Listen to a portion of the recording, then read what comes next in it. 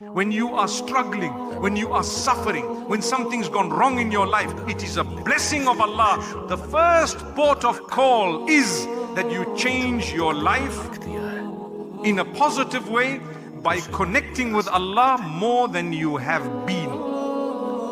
If your problem did not prod you to getting up at night when everyone was asleep to cry to Allah, then it's not yet a problem. It's not yet a problem. Allah will squeeze you further. You know why? He loves you. He wants you to do something. He wants to invite you to an act of worship that is fulfilled by invite only. That is tahajjud. Allah invites those whom He loves to that prayer.